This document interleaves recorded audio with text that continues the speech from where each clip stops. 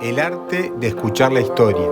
Episodio 1. Miguel Ángel como ejemplo renacentista. Bueno, bienvenidos a este podcast. Somos Clara Pitaluga y Rocío Vázquez, estudiantes del Colegio Estela Maris, y hoy venimos a hablar de una época muy interesante desde nuestro punto de vista. Esta época es conocida como el Renacimiento. Se originó en Europa, precisamente en Florencia, actualmente conocida como la capital de la región toscana en Italia. Para explicarles un poco mejor de qué se trata esta época, nosotros utilizamos la frase de Arnold Hauser que dice lo siguiente: un cambio artístico responde siempre a un cambio global en la sociedad. Elegimos esta frase porque explica la nueva realidad que está viviendo Europa. Pero, ¿con qué me refiero a esta nueva realidad? Esta nueva realidad hace referencia al inicio de la modernidad que vino a todos de cambios en la mentalidad, en la sociedad y en la cultura. En estos cambios, el humanismo toma un rol importante, donde todas las miradas vuelven a la razón del ser humano, a pesar de que obviamente ellos no dejan de creer en Dios, solo que buscan explicaciones que pueden contestar las dudas que les comienzan a surgir. A su vez, el hombre vuelve a ser el centro del mundo, lo que es conocido como el antropocentrismo. En lo social, aparecen los valores burgueses, el ahorro, trabajo y vida de lujo como las principales características. Se dice que el Renacimiento fue una etapa tan larga que se puede dividir en dos. La primera etapa es conocida como el 480. En nuestra opinión, es la etapa más interesante y en la que nos vamos a centrar. Esta etapa se dio en Florencia durante el siglo XV y es conocida como el arte de los Medici. Pero, ¿quién son los Medici? Los Medici eran una familia famosa para la época. Su rol era ser mecenas. Lo que nos referimos con esto es que los mecenas eran como los sponsors de los artistas. Los alojaban, alimentaban y les pagaban para que estos artistas realicen sus obras. Los mecenas, especialmente la familia Medici, tenían tanto poder e influencia que estar bajo ellos te aseguraba varias cosas: la protección y una mayor exposición y reconocimiento. La verdad que con estos beneficios, ¿a quién no le gustaría tener un mecena? De alguna forma te asegurabas tu futuro. Sí, obvio. Gracias a la creación de este nuevo rol, esta época comenzó a tener grandes artistas, donde la gran mayoría de los artistas cumplían con características similares, pero todos lograban marcar sus diferencias. Como dijimos anteriormente, muchísimos artistas aparecieron en esta etapa y hasta el día de hoy son recordados como personas claves en esta época. Si nos pusiéramos a hablar de todos los artistas que surgieron en el Renacimiento, sería imposible contarlos sobre todos. Es por esto que elegimos hablar sobre Miguel Ángel Buonarroti, o en español Miguel Ángel. Probablemente a los aficionados por la historia del arte, al nombrarles a Miguel Ángel, se nos vienen grandes obras como la Capilla Sixtina. Pero esto sería una pequeña etapa de su larga vida. Para nosotras, es uno de los mejores poetas, arquitectos, escultores y pintores italianos de la época. Nació el 6 de marzo de 1475 en Caprese, cerca de Arezzo, Italia, y es el segundo de los 5 hijos del cantero florentino Ludovico di Leonardo y de Francesca di Neri. A sus 6 años, su vida tomaría otro rumbo. Su madre falleció y es por esto que ese mismo año, a pesar de este cambio trágico en su vida, él comenzó a tomar clases con Domenico Mirandola, un pintor florentino, pero 12 meses más tarde fue trasladado al taller de Bertoldo di Giovanni, donde aprendió escultura. Con apenas 13 años, una etapa importante comenzaría. Los Medici lo habían invitado a ir a su palacio, donde pasaría sus próximos 4 años. En este momento es donde él da sus primeros pasos haciendo copia del fresco de Giotto o de Masaccio, que le sirvieron para definir su estilo. Entre los años 1489 y 1492, con apenas 16 años, Miguel Ángel ya había realizado al menos 2 esculturas que se dieron: el combate de las lápidas y los centauros y la Virgen de la Escalera. Pero su vida tendría que tomar un nuevo rumbo cuando en 1942 su mecena, Lorenzo Magnífico, muere. Fue por esta gran pérdida que él decidió abandonar Florencia e instalarse en Bolonia, donde esculpió 3 estatuas de mármol para el arte del Santo Grial.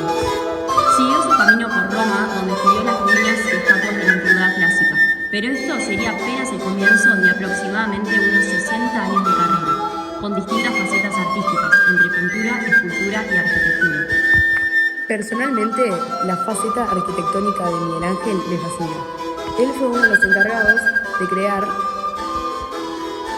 la basílica la famosa Basílica de San Pedro. Sí, esta por eso que se dice que él se destaca en cada faceta. En ellas tuvo excelentes e increíbles resultados, y es por esto que se dice que él superó a los otros dos grandes artistas de esta época, conocidos como Rafael Sanzio y Leonardo da Vinci. Increíble, ¿no? El año 1505 es un año muy importante para su carrera. El Papa Julio II lo llama a Roma para que le esculpiera su tumba. La construcción de esta tumba le llevó 40 años, terminándola en 1545. Además de esto, Julio II le pidió que decorara el techo de la Capilla Sixtina. Aunque tenía una personalidad tenaz y segura de sí mismo, al principio se negó a hacerla, ya que él se especificaba más que nada en la escultura, y este trabajo era algo bastante duro. Imagínense tener la presión de utilizar una nueva técnica y sobre todo en la tumba de un papa. Finalmente, como era de esperarse, accedió y comenzó con la previamente nombrada Capilla Sixtina. El techo de la Capilla Sixtina está repleto de diferentes escenas. La escena más importante contiene el episodio del Génesis, donde podemos ver un conjunto de profetas, Isaías y Job.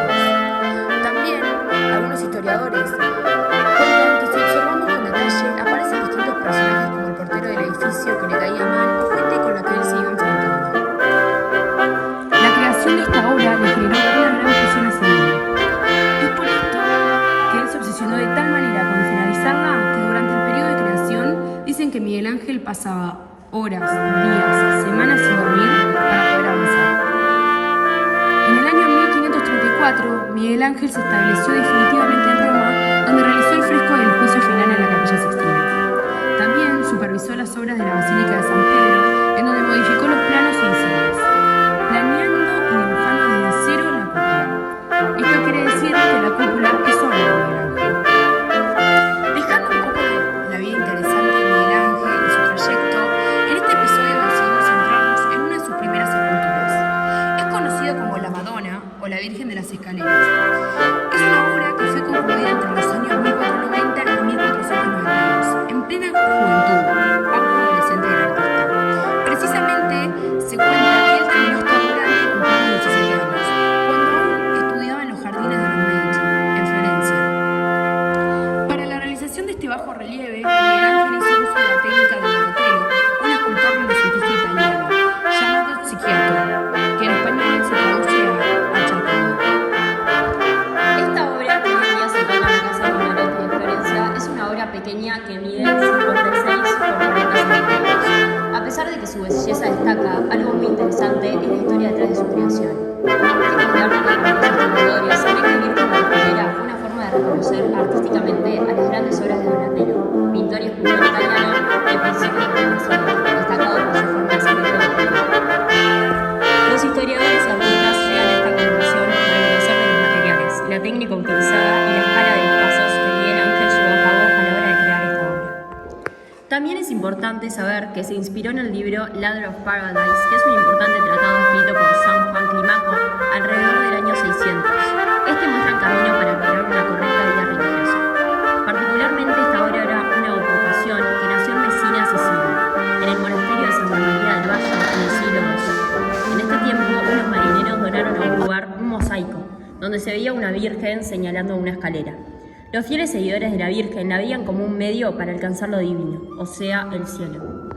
Esta obra se volvió la advocación más importante y popular, por eso el monasterio cambió su nombre a Santa María de Scaris. Si observamos la obra, veremos el gesto riguroso de la Virgen y la manera en que ella agarra al niño entre su ropa. Esto da a entender que Jesús había muerto. María envuelve a su hijo con su propia ropa como si estuviera colocando el sudario o la tela y mortaja al fallecido. Es por esto que mantiene el gesto riguroso, distante y con sensación de preocupación. Es increíble la técnica y la forma que él logra transmitir lo que de verdad quiere. Si observamos la figura podemos entender todo esto.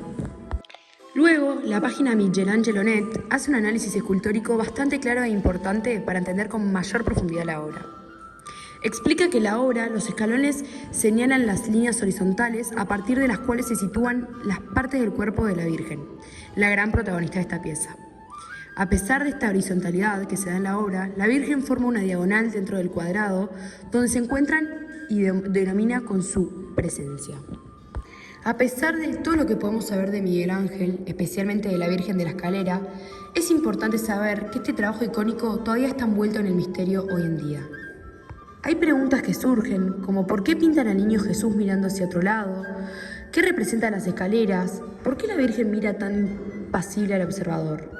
Las dudas aparecen, pero solo Miguel Ángel sabe las respuestas a estas preguntas. Pero lo que sí podemos saber nosotros es lo que esculpió en pequeña escala fue una magnífica y maravillosa imagen de la Virgen con el niño, que será observada y cuestionada por muchos siglos.